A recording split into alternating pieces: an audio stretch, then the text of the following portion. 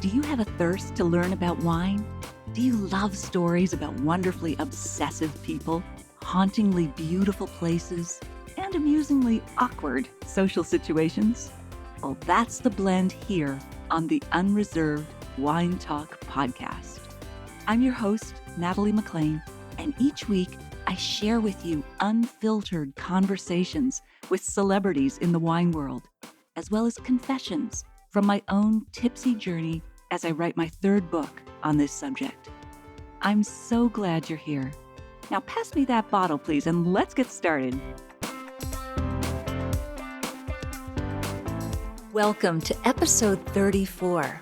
Now, as you know, I interview celebrities from the wine world every second week on this podcast. So last week it was with Mary Ewing Mulligan, the brilliant master of wine who wrote the Wine for Dummies book. And next week, it'll be Chris Scott from the UK, who has some incredible tips on tasting wine. In between those interviews, I share the juiciest bits from my Facebook Live video show with you right here. Today, I'm going to chat with you about the challenge of how to pair wine and seafood. Not so easy. The real dangers of flying champagne corks if you don't open a bottle of bubbly properly, and I'll tell you how, and how one cork stopped the men's match at Wimbledon a couple of weeks ago, and finally, the new trend of sober curious wine drinkers, as reported in the New York Times recently. This last bit is really controversial, and I get real honest about my own drinking. I've included links to all of these tips and the articles that I mentioned in the show notes at nataliemclean.com/34. There's also a link to a few videos that I created that show you how to open a bottle of sparkling wine the normal, safe way, as well as how to saber the top off. Drama ensues. Now, if you're listening to this podcast live when it's published on Wednesday, July 24th, please join me for my Facebook video show at 7 p.m. Eastern this evening at nataliemclean.com/Facebook. We'll chat about a whole new slate of topics, including how to pair wine with tomatoes, from heirloom specialties to fried and green. We'll also look at how the current heat wave is affecting vines and ultimately the wines we'll be drinking soon from North America and Europe. Finally, we'll discuss the new study that says those in relationships are less likely to abuse alcohol even if they have a genetic predisposition for it. Yay! So please say hi in the comments if you join me on Facebook. I'd love to know you're there and that you heard about the show through this podcast. I'll also announce the winner of a signed copy of my book, Red, White, and Drunk All Over.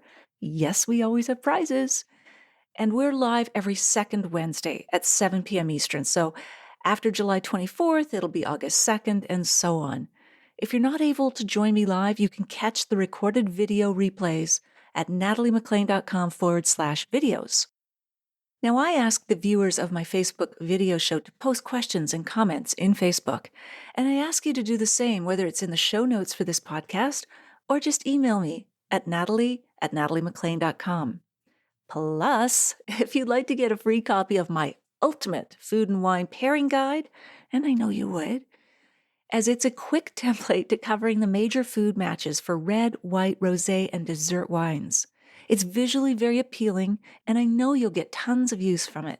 So all you have to do is post a review on Apple Podcasts, formerly iTunes, or on social media. Then just email me at natalie@nataliemclean.com.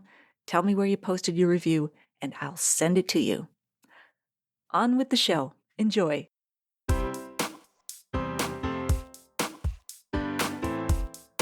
All right, folks. What I've got in my glass is one of the Chardonnays that my course students and I were tasting. It is amazing. It is Esk Valley, that's ESK Valley, from New Zealand. And it has this sort of toasted hazelnut, toasted almond on the nose that I really, really love. Chardonnay is usually not my go-to wine, not for any sort of snobbery reasons, but because I just tend to default to, in the summer, often a dry rosé, in the winter, a Pinot Noir. Those are my loves, my first loves. But Give me a Chardonnay with this kind of hazelnut nose. And yes, it comes from oak aging, but it's balanced and I love it. Pause for sip. So good. All right. Now, I know you're going to enjoy this chat. Let me just tell you the three big topics we're going to talk about. This caught my attention in the news. Just this past Friday, Wimbledon came to a halt in one of the men's matches because two flying champagne corks landed on the court. Corks landed on the court. We're going to talk about that and the dangers of opening bubbly improperly. That gives me an excuse to talk about that. Secondly, we're going to talk about seafood and wine pairings, so both shellfish and fish. I believe the overarching term is seafood. Which wines to pair, some general rules of thumb, especially now that we're in the season of fresh fish and shellfish. It's all there for us. And finally, I'm going to talk about an article from the New York Times. It was June 15th, actually, about the new trend of sober curious. I am really fascinated about social trends when it comes to wine and drinking, and I want to explore that with you. What your thoughts are on this topic. I really want to hear from you on this. Let's dive in. Let's talk about flying corks first. So this article came from Metro News in the UK. Let me summarize, and then I want to know what you think. As I give you the sort of shorthand notes here, I want to know your opinion. So, the issue: two champagne corks landed in the middle of the court during a Wimbledon match and forced a point to be replayed. So the umpire had to say, let, and stop play. The corks flew out of the crowd and landed right on the grass of the court. So the ball boys had to scurry and collect the flying corks. Here's what the umpire said. Ladies and gentlemen, for both players, please enjoy your champagne, but please don't open it on the court. Thus there ends my fake British accent. The BBC filmed one spectator who was uncorking his champagne and it hit his sunglasses. Thank God he was wearing sunglasses, and then ricocheted off into the court. So apparently the terms and conditions for Wimbledon say that spectators are supposed to remove the corks from any wine before entering the court or the seating area. Get this, almost 22,000 bottles of champagne are bought at Wimbledon every day during those matches. Amazing. I love facts like that. Now here's another fact. Corks have been clocked traveling at 80 miles per hour. The pressure inside a bottle of champagne or sparkling wine, Prosecco, Cava from Spain, sparkling wine from the New World regions, is equal to city bus tires, 90 pounds per square inch. That is just a little bit of a bomb waiting to go off if you don't open them properly. And especially if they're anything but chilled to where they should be, which is almost fridge temperature cold. As they warm up, that pressure increases because as anything warms up, the molecules start moving more quickly and far more pressure on the cork. I'll share with you my tips on how to open a bottle of bubbly properly. Essentially, a bottle of bubbly, don't shake it. Is it the Formula One or the Indy 500 people? Don't agitate what already is 90 pounds per square inch pressure. Keep it chilled. You're going to remove the foil. And then some people will keep that wire cage on top of the cork.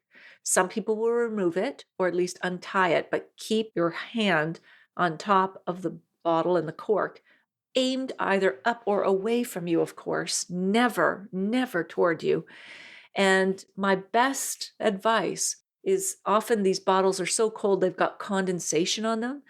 Get a dry towel to get extra grip and put the towel over the top of the bottle and then just turn the bottom of the bottle slowly. You're just holding the bottle and cork tightly, and then you're turning the bottle slowly until you start to feel it come out. The cork will come out on its own pressure. Of course, we don't need a corkscrew.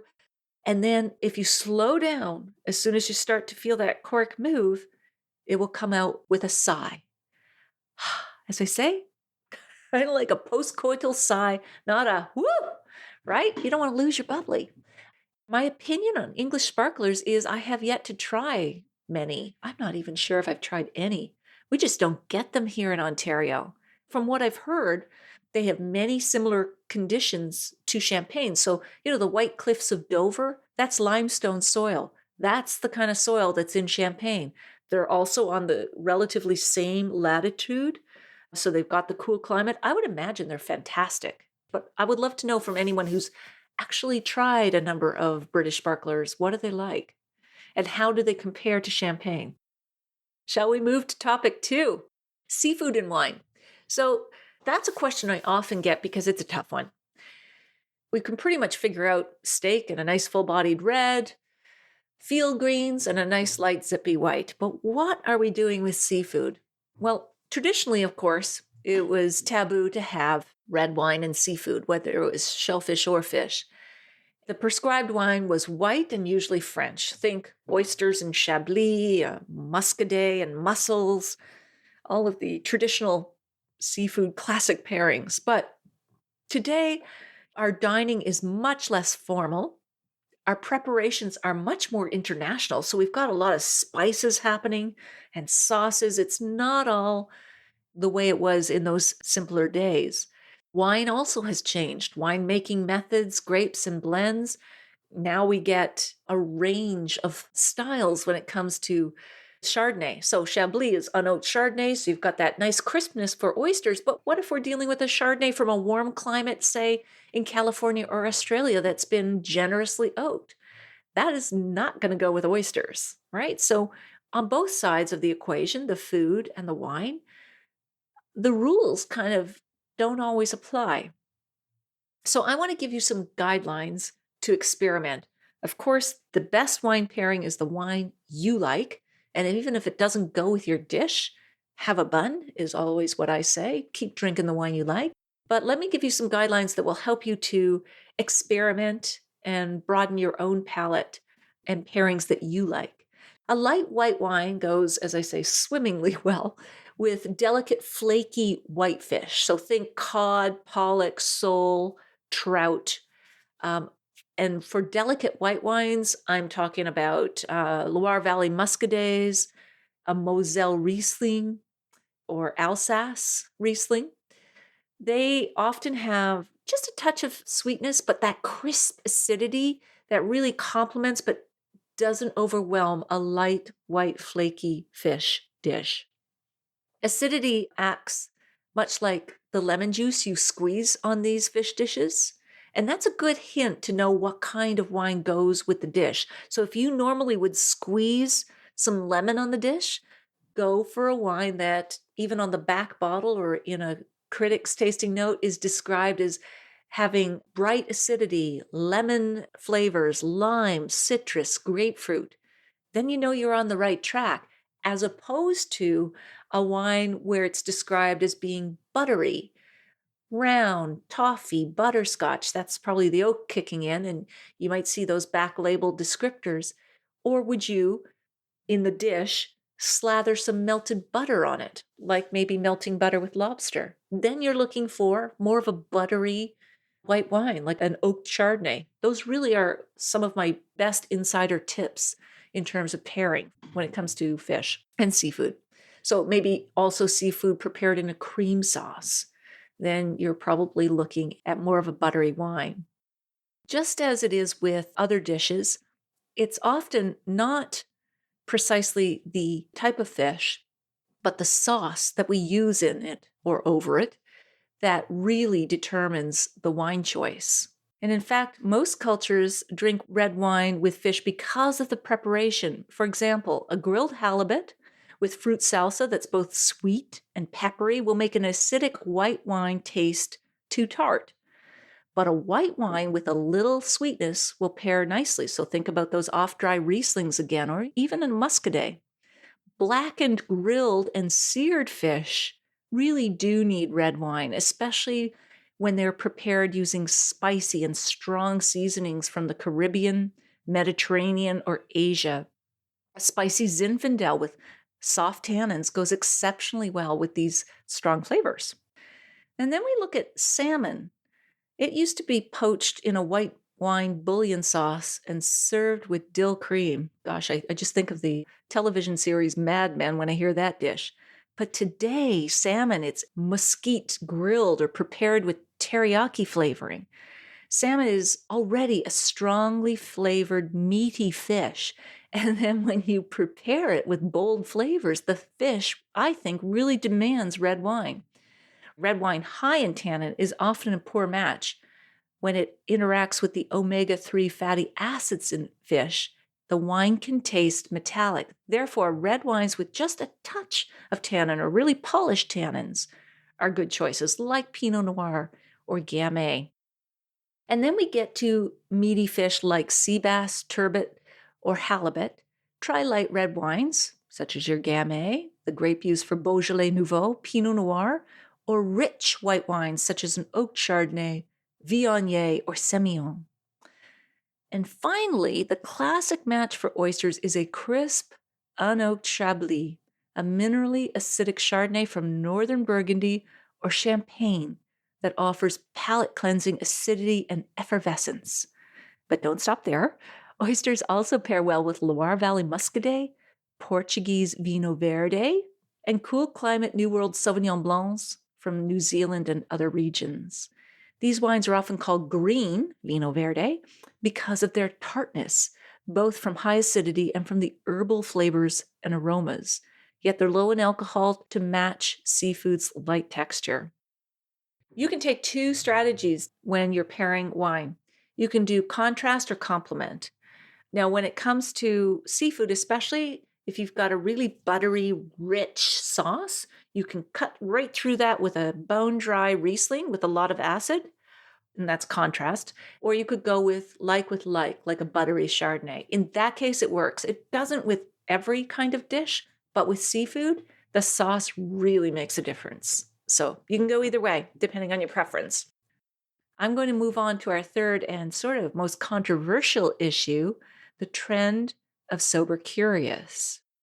As someone who's always interested in the social trends about drinking and wine and alcohol, I follow it all. I found it quite intriguing. Apparently, they're now redefining the meaning of sober. It used to always mean no alcohol. You were either in or you were out. You were a drinker or you weren't. You had a problem or you didn't when it came to drinking. But as with lots of things, we're redefining what we mean by many terms. Now, sober curious is one of the terms. Mindful drinking is another. The new abstainers, yet another. It reminds me personally of Gwyneth Paltrow's statement to the press when she was separating from, was it Coldplay? The Coldplay guy? They were consciously uncoupling. So you could consciously uncouple from wine. I wouldn't want to, but it's interesting because it's kind of trendy, according to the Times, like detoxing or going vegan. And the interesting part is that it's now socially acceptable to talk about sober curious. So what it doesn't mean is going completely dry, like Alcoholics Anonymous and other programs, but that you are very intentional with when you drink and how much you drink. And that's, of course, personal and subjective. There are certainly guidelines for moderation for women and men, but this is very interesting. They're talking about now that it's almost trendy with its own hashtags. People are publicly sharing that they're mindfully drinking or sober curious, and that there are more booze-free nights at very fashionable clubs. There's resorts and retreats now that are all about no alcohol, but aren't necessarily for complete abstainers like Alcoholics Anonymous. They're just noticing a few things that I thought were intriguing. Alcoholics Anonymous, it's right there in the name, anonymous. It was private, and that's good. It did, and it does serve its purpose for a lot of people. But this new trend, people are sort of proudly proclaiming that they're sober, curious, mindful drinkers. And as you know, in the old days, there were basically only 3 reasons that you would decline wine at a dinner party or maybe in a restaurant. You were pregnant, you had an alcohol problem, or your religious convictions prevented you, or maybe you had a cold. Number 4, like I do right now, a little bit of a head cold. because it's socially signaled that it must be one of those reasons if you're declining. Whereas a lot more people are choosing to say, maybe only have wine or alcohol once a month or whatever. Anyway, I just find it very, very intriguing. I'll just share with you a few more notes from this article, and I want to know what you think. The British style journalist Ruby Warrington, according to this New York Times article, coined the term and opened Club Soda New York with events for people whom she called kind of just a little bit addicted to booze. So she would host booze-free events and panel discussions like sex, lies, and alcohol to highlight the different types of problem drinking. She also wrote a book called Sober Curious and launched a podcast, which you might find of interest.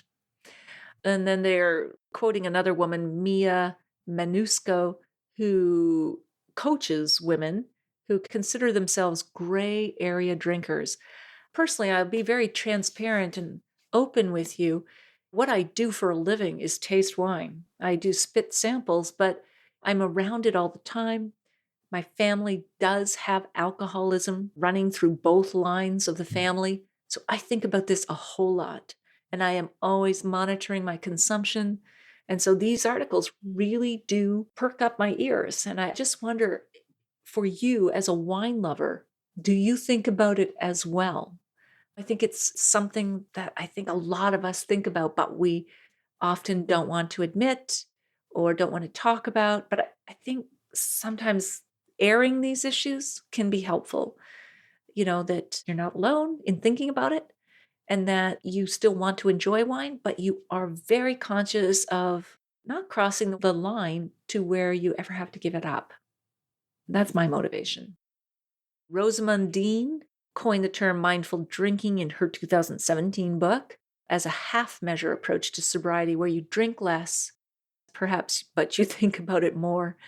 And they also talk about in this article how the 12-step approach for problem drinkers isn't effective to everyone. And there's new alternatives like Smart Recovery, She Recovers, Tempest, alternatives to people who don't want to sit in the alcoholics style meetings, admit they're an alcoholic because maybe they don't even believe that. That journey is personal, but also they don't identify with language like I am helpless, I surrender, etc. Very interesting. Very interesting. One of the questionable aspects of the wellness movement, whether we're talking about the keto diet, going vegan, juicing your celery, is just the split. Everything is either healthy or it's not. That binary vision of the world, like I gave up meat, I'm more virtuous. I gave up whatever. And life to me, at least interesting life, is lived in the gray zone. I don't mean that morally. I mean the choices we make lifestyle-wise. Moderation is in the gray zone. It's not black and white, right? So if you love pleasure, but you also care for your body, your mind, you're living necessarily in a gray zone. And that is difficult. It's challenging for some of us, maybe not for everyone. The last point they make, which is really interesting, is that in the early 2000s, the icon of alcohol in Sex and the City, if you remember that show, was like the Torches of Freedom cigarettes for Virginia Slims. So they could party as hard as the men could. They were liberated. They could handle their alcohol. But now, in current times, in what's going on with Me Too and everything else, people are stepping back and noticing that maybe it's not so #funny when it comes to mommy juice and needing wine to get through the day and so on. I joke about it myself. I'm part of that. But there is a serious side that says, why would we need wine to cope with busy lives? How about looking at that life that's busy and why is it busy? And what can you do to get to those root issues? Anyway, I've gone in deep here. I'm coming back to you. We will finish fun. Thank you so much for being here with me. Please also post what topics you'd like me to cover in the future. I'm scanning the media. I'm looking for topical things that will help you become a happier, more educated wine drinker, things we can chat about that are fun. But I take my cues from you. So please share that with me. Take care.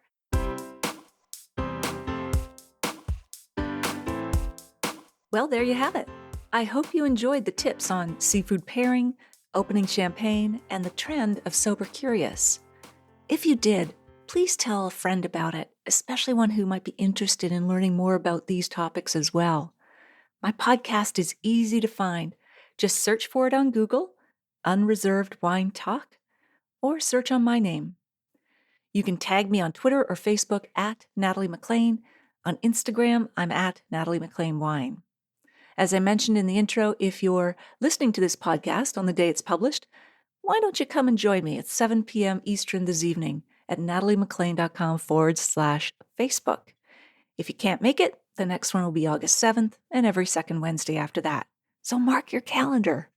I'll include this link as well as a link to the replays of past video shows in the show notes for this podcast at nataliemclean.com/34.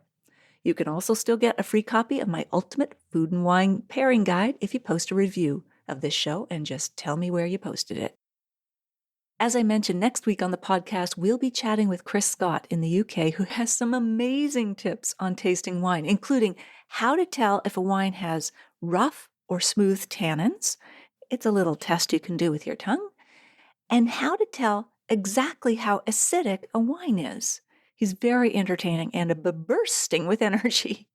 Finally, if you want to take your wine and food pairing to the next level, join me in a free online video class at nataliemclean.com/class. I can't wait to share more personal wine stories with you. Thank you for taking the time to listen to this one. I hope something great is in your glass this week.